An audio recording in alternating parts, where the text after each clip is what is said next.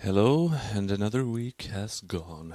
This week was, I would say, fairly standard, except for one bit part on Wednesday when I went to do my blood test, which became a bit of a reality check for me, actually, because I didn't get the actual results of the blood test I won't get them until March 8th. March 8th. That's still kind of hard to say. I should have gotten them on March 1st, but the doctor only had times that were clashed with school, so I had to push it up a bit. Uh, I have no idea which way they're gonna go yet, but he did, because I went to this clinic the first time, and this time they gave me a referral so I could go to the hospital across the road. And the doctor there is a little bit more professional, so he wanted to know more about my state, instead of just doing just drawing the blood and doing the test and that's it. He wanted to, get to know about the whole situation. So he asked me some stuff, and then he said he wanted to do another ultrasound to get an idea of how it is or whatever. The thing that got me was that he said that he saw something in the ultrasound on my remaining that was like, you have a little bit of something that testicular tumor people have before they get the tumor or something, like a sign of a tumor that's coming. He said oh, it's very small, it's not a tumor yet, it's not a tumor now, so don't worry. And I'm like, well, don't worry, huh? Well, to me that sounds like that's a really bad omen. I mean, that's just, to me, as far as I understand it, see it right now, that means that I will get another tumor on the remaining eventually. I don't know when. It could be within next month, it could be in 2 months, it could be after I come back from Japan. I have no idea, but it's most likely gonna happen, and I'm going to have to go through everything again. I'm gonna have to have surgery again. Of course, my testosterone level again will drop in half, because then I will have no natural testosterone production at all. I will be completely castrated, which is not an appealing thought, actually, even though, it's kind of in my head a bit, I guess, because it's so natural for a man to have testicles, right? And first I went down to one, and then not having any, it's just like, it doesn't affect me in my daily life at all. It's not like, oh, if I only had my balls left, it's not like that, but it's just the idea of it. It's unappealing. And so Wednesday was a bit of a bad day, because I felt pretty depressed afterwards, and just the fact that if I do the surgery again, and if I get the swelling thing that I had last time when I was bleeding for 4 months, I don't want to do that again.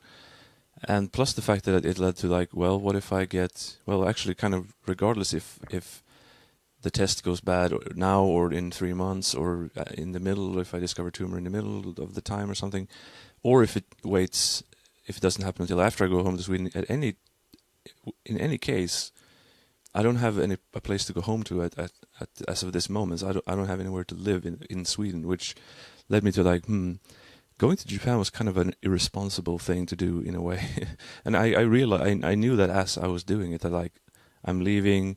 When I go home, I won't have a job, and I'm not going to know exactly where I'm going to live, and looking for rooms to rent online from the other side of the world is kind of hard, because you can't mail them and say, oh, I'll be right over to look at the room and have you meet me, and that kind of thing, which they always want. So and the problem with me is that the two people I know 100% I can count on, my sister and my father, they both live in different cities that are 8 hours away from Stockholm by bus. So yeah, so just a host of questions and worries, and I don't know what's going to be now. On the other hand, I've if I go on March 8th and he says that it kind of doesn't matter what he says too much, because I still have to send the papers to Sweden. But if the doctors then say, okay, this is bad, we need to have you home now to have a surgery or whatever, then at least if it happens now, I can still pull out of the other half of the school, which means I will probably get my second half of my tuition back, because if I didn't last time I got everything. I got the tuition back because I didn't start the school. I think maybe if I don't start the second half, I'll get the money for the second half back, which would help me when I'm back home. If it happens sometimes in the middle, I won't get any of the money back, even though I have like 3 or 4 months or whatever left. On the other hand, I want to stay. Of course, I want to stay as long as I can, preferably the whole year. But if it's not like I'm going to play chicken with a tumor anyway either. I mean, if I notice it, or if they say that this is like very on the doorstep, like of course I'm going to have to leave. But yeah, I don't know. I just have to calm down and reserve judgment until March 8th, at the very least. Because what else can I do? Otherwise, now with the school situation, is like 3 months ago it was like, I've been here 3 months. I've only just gotten started. I really want to see another 3 months, and I got another 3 months. This time, as I said last week, I have done a lot of things, and I've if I was to go home now, at least I don't have that many regrets and like, oh, I still want to do this and this and this, even though I still have stuff. But with the school now, I feel actually two things that are kind of clear to me that like makes me. I want to be here a longer time. First is I'm starting to get into a bit of a groove with school. I feel like I'm really learning new things now. The first term was kind of more repetition and filling out the gaps of what I learned back in Sweden. But now I'm actually learning new things. And my test, regular school test, they had the fourth one now on Friday. We had 3 other ones. We had 6 chapters in the term. I've gotten better scores every time. I got 80 on the first one, then 82, and then 85. And this one on Friday, I think, actually went somewhat well. So if I get like 87 or 88 or even 90, that would be great. I think it did. It went somewhat well, I think. So with that, I definitely want to keep going because I want to. Now I really feel like I'm starting to learn stuff. So that would be rough if I have to go back. And the second thing is that my one regret would be that I didn't practice my speaking and conversational skills nearly enough, because I haven't been super social and I haven't gone to more than a handful of bars, type of thing, to try and like, speak to natives. Every Wednesday I go to this couch surfing meetup thing, but that's speaking English to Japanese people, which is still interesting. And now I feel like I'm getting to know some of those people, which is nice. But I don't get to practice a lot of Japanese there. Of course, like that thing is more for them than it is for me. It's more for Japanese people trying to speak English than it is on the vice versa. So the obvious answer is that I should go to like some bar somewhere and just try and talk to people or something. But that's difficult in general, and then I just haven't done it yet. There was that game bar I was going to go back. I've been wanting to go back there for a few months, but I just haven't done it. So definitely now, before the results, and if the results are fine for now anyway, I'll have to definitely step up my socializing, I guess, just to get some more speaking practice in, so I don't come back with only reading and writing type of skills. Although reading is the most important one to me, because that's what I want to play games. That's what was my main thing. And if I am to work with Japanese at all, it will probably be translating, and that's also reading pretty much. It could be listening, like to translate something that's some kind of audio or something. Yesterday I went out to Nintendo for the second time after second proper time after I was here in 2014. I looked at the old building and the new building, and not the super old building because I forget where that is. I found a nearby apartment building, went up to the 10th floor and took some photos there.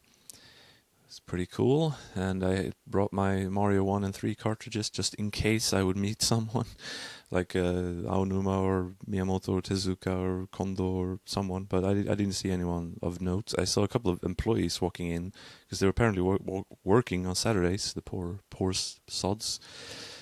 But pretty cool, of course. And then I walked not very far from there to Intelligent Systems, which of course they're a second-party company to Nintendo. They do Paper Mario, Fire Emblem. I peeked into their lobby hall or whatever, and they had like a big Pushmo doll that was pretty cool. So yeah, Intelligent Systems, like them. They also make like Wario games. They make WarioWare at least. They're a good company. And today I'm filming this. It's about 12 o'clock. I'm going to watch football today. One thing I have on my like to-do list of Japan is go to Osaka to see like Gamba Osaka play in the J League. But I think I'm gonna warm up on Kyoto Sanga FC instead. So I'm gonna take a short train to go watch there. It's actually their opening game today against some team that I've never heard of, which is they're in the J League 2, so they're not as good, of course. But yeah, it's football. It should be pretty fun, I think. And this week I've bought some games. Actually, I went to the game store after school on Wednesday after the whole doctor thing because I wanted to sort of cheer myself up, I guess. I just went kind of like, fuck it, I'm gonna buy some games. So I did buy a few games. I have 4 Famicom, 1 Game Boy, 1 DS, 1 PlayStation 2, and 2 game-related books. Start with the Game Boy game, Ghostbusters 2. Ghostbusters! This is actually the new Ghostbusters 2, maybe?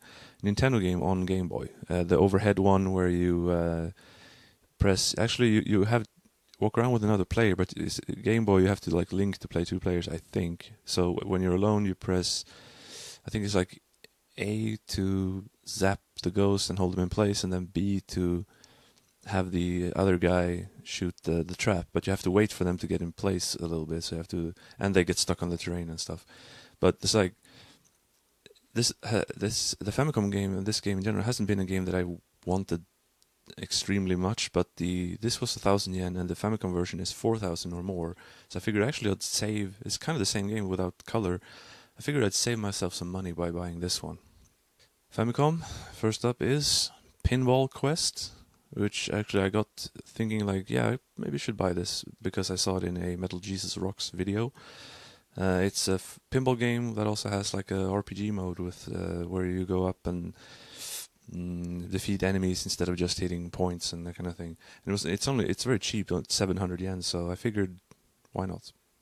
Next, another cheap one. It's Paman or Perman as it says on GameFAQs now, although it's, I don't know what Pa... I think Pa is not really as... Usually in katakana stuff, if it's like per, yes, it's never peru, it's always Pa. But I think it's more like Pa as in Pa or something like that. But I have no idea what... But it's some kind of Japanese mascot thing that's not just the video... The video games came much after. It's a mascot for something. But it's actually a good platform. Developed by the same company that made Metal Storm, even though it's not that good. The only problem with this is I actually had it before, but I sold it. And I sold it because the boss fights are awful. The levels are fun, and the game, the control is fine, and I like it in general, good graphics and everything, but the boss fights are awful. They aren't really boss fights, and they're example of a really bad trend in certain games where they, instead of having a regular boss fight, they just have some kind of mini game thing. This has like a board game where you... actually, I think I talked about this before, but it has some kind of weird board game. It is super luck-based. So you just have to... I would beat the first stage and then get to the boss and then just lose because the luck of the draw, and then I have to do the level over again. But there are passwords in the game, so I can just play the level, get to the boss, reset, and enter the password for the second stage and play on. And that's what I intend to do. Second, a game that I've been looking for on Yahoo Auctions because it doesn't show up in stores that often, but I actually found it and it was reasonably priced. It's Western Kids, which is it was 2,300, and I've seen it on another online for 4,000. So it's like that was a pretty good price. This is basically Goemon in a Western setting, made by it says Visco here. It says Romstar on the Western version, which is called Cowboy Kid. It's Goemon with Western characters, and Goemon is fine, and this is fine. It looks pretty fun. Not super great or anything, but something that I was at least interested in. So I'll have to play this to see if I really want to keep it and everything. But as far as now goes, good. And finally, a Famicom game that I've been not worrying, but I've been confused or perplexed or trying to decide whether or not I should buy it, and I finally caved and bought it. It's Gordic Gaiden. It's all blurry here, but I'll put a picture up. It's The Guardian Legend, and the Japanese cover art is pretty cool, I have to say. It reminds me of like a mixture of Sarah Kerrigan from StarCraft Brood Wars and maybe Shodan from System Shock 2. The thing with this game is I like half of the game. Half of the game is overhead action, kind of like the overhead sections of Blaster Master or Ice and Shinikol, or a hint of Zelda. The other half is a shmup, and I don't like shmups, or I should say I'm very, very terrible at shmups. The turbo function on my Famiclone will help a little bit, but and the fact that the shmup parts are actually, I mean, they're not that bad because you don't die in one hit for one. You have shields and stuff, so that's good. But yeah, I just figured, yeah, I'm gonna get the game anyway. I like the cover. I want to play the overhead parts. Fortunately, like when you beat the game, you get a code that lets you play only the side scroller parts. The shooting parts. The problem is I want a code to play only the overhead parts, but such a code does not exist. So I'm just gonna have to try to get used to the shooting parts. But yeah. Then a game on PlayStation 2 that it just caught my eye in the shelf, and I remember looking for it, finding it like 5-6 years ago, but I never bought it, and I wonder, like, is this rare or is this not rare? I don't know. But it was 950 yen, so I think, what the hell? I'll figure it out later. It's Nights into Dreams. Of course, originally released on the Sega Saturn. This is just a PS2 port, as far as I know. According to online forums, though, it's not a port because the Sega Saturn is too advanced, I guess. I know it was complicated to develop for and everything, so they had to kind of rebuild it for PlayStation 2 at least. But I don't think it's a remake either, because the graphics don't look that much better. I haven't actually tried playing it yet, but it also has a picture with, like, looks like kind of Christmassy. So I think the Christmas Nights into Dreams is kind of put into this version. But when I had a Saturn a little while, and I had Nights into Dreams, but I think I played it with a 3D controller. I don't remember exactly, but with the PlayStation 2 controller, it might be slightly better. And if I don't end up wanting to keep it, I'll just sell it. So, and finally, a game by recommendation of my good friend Zepwitch.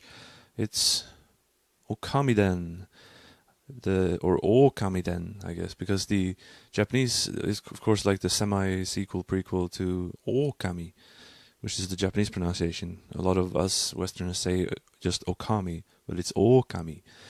Now that title I really, really like, because after learning about Japanese anyway, because Okami means, like the kanji on this game says, like big god, like Okami. But it's Okami, it's also has a separate kanji which means wolf. So it's big god and wolf, and that's perfect because Amaterasu is a wolf. So it's like, that works. This is great. So I played Okami on PlayStation 2 a long time ago. Didn't really get into it, but that's not because the game was bad. It's just I didn't feel like putting the time in to really get into it. So it's like I've ended up never really playing it. Also I wanted the Wii version instead, but I never found it. So because I wanted to do the brush thing a little bit more intuitively than just the analog stick. But on the DS, that should be as intuitive as it gets. Plus, this game is really fucking cute. So yeah, Okami.